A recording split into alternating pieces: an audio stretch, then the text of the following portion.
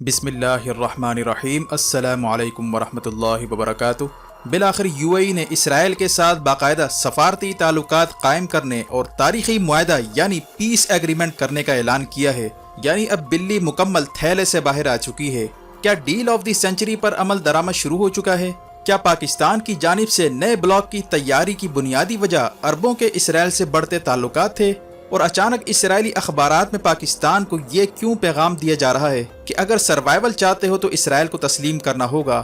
اس اہم ترین موقع پر کہ جب پاکستان نے OIC کو کشمیر پر کردار ادا کرنے کا الٹیمیٹم دے رکھا ہے اور army chief general Qamar Javed Bajwa Saudi Arab کے دورے پر ہیں، اس صورتحال میں UAE اور اسرائیل کے درمیان یہ تاریخی معاہدہ آخر کیا معنی رکھتا ہے؟ جبکہ لبنان کے سابق وزیر داخلہ کا کہنا ہے کہ بیروت کی بندرگاہ اسرائیل نے اڑائی تھی اور دھماکوں میں اسرائیل براہ راست ملوث تھا۔ مزید تفصیلات میں جانے سے پہلے اصلیت TV کو سبسکرائب کرتے ہوئے بیل آئیکن پر کلک کریں تاکہ ہر آنے والی ویڈیو کا نوٹیفیکیشن آپ کو بر وقت مل سکے۔ ناظرین کرام، آخرکار عربوں اور مسلمانوں پر وہ وقت آتا جا رہا ہے جس کے متعلق احادیث میں پیشن گوئیاں کی جا چکی ہیں۔ UAE نے اسرائیل کے ساتھ تاریخی معاہدہ کر کے فلسطینیوں اور کروڑوں مسلمانوں کی پیٹھ پر وار کرنے کی کوشش کی ہے، جس کے لیے بیہائنڈ دا سین پہلے ہی بہت سا کام ہو چکا تھا۔ جبکہ ڈیل آف دی سینچری کے راستے میں اس وقت پاکستان اور اس کے ساتھ منسلک نئے اتحادیوں کو سب سے بڑا خطرہ سمجھا جا رہا ہے۔ اسی لیے عربوں کی جانب سے پاکستان پر پچھلے کئی مہینوں سے غیر معمولی دباؤ ڈالا جاتا رہا اور اسرائیل کو درپردہ تسلیم کرنے اور کشمیر کے معاملے کو فلسطین کی طرح پس پش ڈالنے کی باتیں کی گئیں۔ لیکن اب جو UAE اور اسرائیل نے مشترکہ بیان دے کر تعلقات کو نارملائز کرنے اور تعلقات کے نئے باب کا آغاز کرنے کا اعلان کیا، یہ دراصل ڈیل آف دی سینچری کے تحت بیت المقدس پر سودے بازی کرنے کا واضح پیغام ہے۔ جبکہ اسرائیل اور UAE جن کے درمیان ہمیشہ سے ہی خفیہ تعلقات استوار رہے ہیں اور کافی سالوں سے یہ دونوں مل کر حماس اور اخوان المسلمون کے خلاف بھی کام کرتے رہے ہیں، ان دونوں کا اشتراک اب نئے لیول پر جا پہنچا ہے اور بلی اب باقاعدہ تھیلے سے باہر آ چکی ہے۔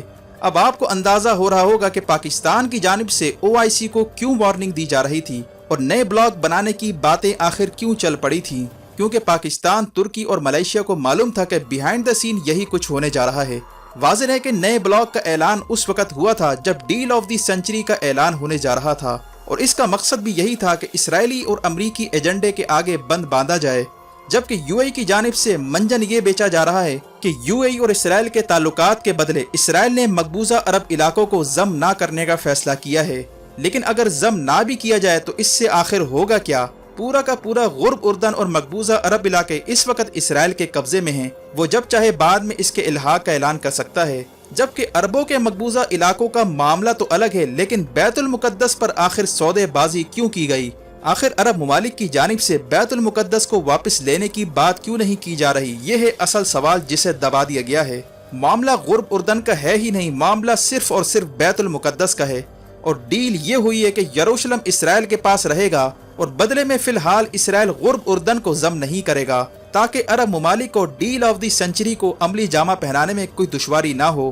واضح ہے کہ ڈیل آف دی سینچری پر سارے مڈل ایسٹ کے ممالک شروع سے ہی رضامند تھے، لیکن اردن کو اعتراض تھا کہ اس کا مقبوضہ علاقہ اسرائیل کا حصہ نہ بنے، ورنہ اردن کی عوام حکومت وقت کے خلاف کھڑی ہو جائے گی۔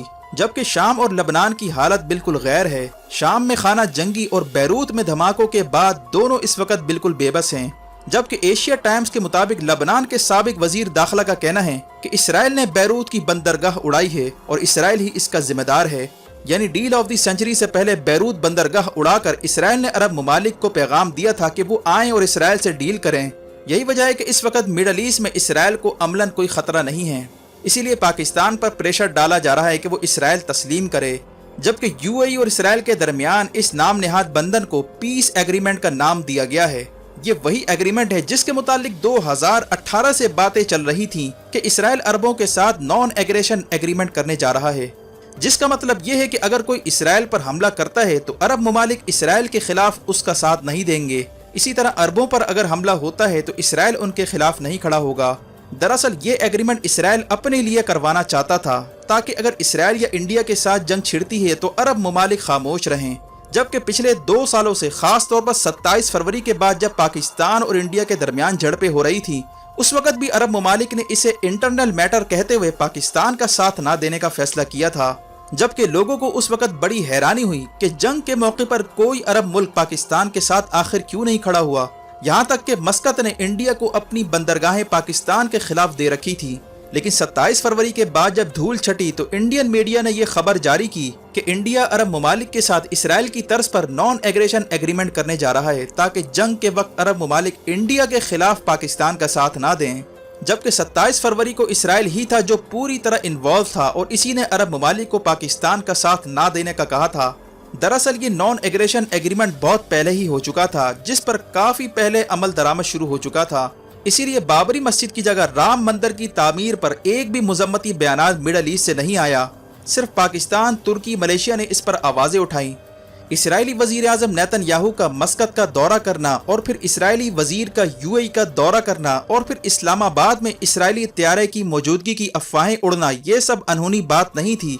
ये एक पूरी प्लानिंग के तहत इसराइल को तस्लीम करवाने की मुहिम का एक हिस्सा था।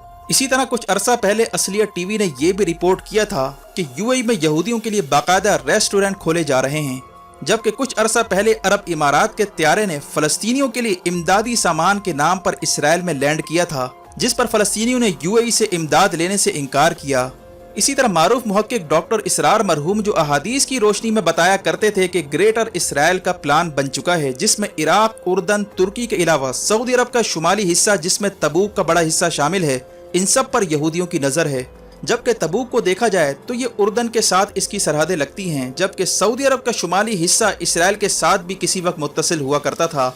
लेकिन चंद साल पहले वो छोटा सा इलाका जो इसराइल के साथ मुत्तसिल था वो उर्दन को तोहफे में दे दिया गया था, ताकि ये इलाका सऊदी अरब और इसराइल के दरमियान बफर जोन का किरदार अदा करे। जबकि डॉक्टर इसरार मरहूम जो अक्सर पेशन गोइयां अहादीस की रोशनी में किया करते थे, उन्होंने वैलुल लिल अरब वाली अहादीस का मफहूम बयान करते हुए कहा था कि इस बात का इम्कान है कि अरबों को सजाएं यहूदियों के हाथों से दी जाएंगी। जबकि उन्होंने पिछली अक़वाम का भी तस्करा करते हुए कहा था कि कौम नूह, कौम हूद, कौम लूत, कौम आद, कौम समूद, कौम शुएब, इन सब को अल्लाह ने नाफरमानी की पादाश में सजाएं दी थी और इन पर अजाब नाजिल किया था।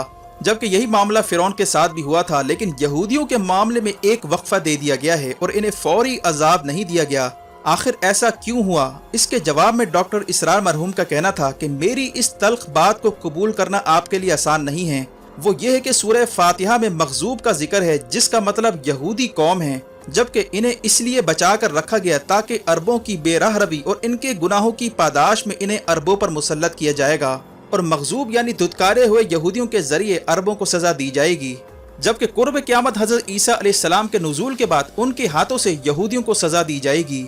इसी तरह 1967 की जंग हो या 1973 की अरब इसराइल जंग हो, ये सब एक ट्रेलर था, लेकिन डील ऑफ द सेंचुरी बाकायदा अरबों की तबाही का पैकेज है, जिससे पाकिस्तान इन्हें रोकता रहा है। वाज़ेह है कि 1967 में यहूदियों ने 6 दिन की जंग के दौरान मिस्र से सीना का इलाका छीना, शाम से गोलान की पहाड़ियां ली, उर्दन से पूरा मगरबी किनारा हथिया लिया। इसके बाद इसराइली वजीर आजम बिन गोरिया ने पेरिस में जश्न का इनेकाद किया, जहां पर उसने खिताब करते हुए कहा था कि हमें किसी अरब मुल्क से खतरा नहीं है, हमें सिर्फ और सिर्फ पाकिस्तान से खतरा है। और जब इसराइली वजीर आजम बिन गोरिया ये बयान दे रहा था तो उस वक्त पाकिस्तान एटमी ताकत नहीं था, लेकिन हैरत अंगेज तौर पर इसराइली वजीर आजम की जुबान से फिर भी ये जुमले अदा हुए कि इसराइल को पाकिस्तान से खतरा है। जबकि अब यूएई की जानिब से हालिया वारदात के बाद अब पूरी तरह नए ब्लॉक की राह हमवार हो चुकी है और अब लाजिम हो चुका है कि पाकिस्तान, तुर्की, मलेशिया समेत कई ममालिक जो डील ऑफ द सेंचुरी की मुखालफत करते रहे हैं वो नए ब्लॉक का आगाज करें। इसी तरह यह भी वाज़ेह है कि गुज़िश्ता दिनों इसराइली मीडिया ने नेतन्याहू और ट्रंप पर तनकीद करते हुए कहा था कि चीन मिडल ईस्ट में आ रहा है, जिसके बाद मिडल ईस्ट इसराइल और अमेरिका के हाथ से निकल सकता है। यही वजह है कि CIA और मोसाद अचानक हरकत में आई और अरबों को यकीन दहानी करवाई गई कि मकबूजा अरब इलाकों को इसराइल का हिस्सा नहीं बनाया जाएगा, लिहाजा आप डील ऑफ द सेंचुरी की मुखालफत ना करें। जबकि चीन के बारे में ये भी अफवाहें फैलाई जा रही थी कि वो उम्मत मुस्लिमा की क़यादत सऊदी अरब की बजाय तुर्की या पाकिस्तान के हाथ में देखना चाहता है और इसी एजेंडे पर इस वक्त चीन काम कर रहा है। और इस खबर के बाद अरब ममालिक को ये भी वार्न किया गया कि वो चीन से अपने आप को दूर रखें। और इसी असना में बैरूत की बंदरगाह को उड़ाया जाता है, जिसके बारे में लबनान के साबिक वजीर दाखिला ने इंकिशाफ किया है कि ये इसराइल ही है जिसने बैरूत की बंदरगाह को उड़ाया था। जबकि यूएई और इसराइल के दरमियान हालिया मुआहदे के बाद अब मजीद चेहरे सामने आने जा रहे हैं, जिसके बाद मिडल ईस्ट को रीशेप करने का प्लान भी मंजर-ए-आम पर आ सकता है। वीडियो देखने का शुक्रिया। अपना और गिरदोनवाह के लोगों का ख्याल रखें। फी अमानिल्लाह।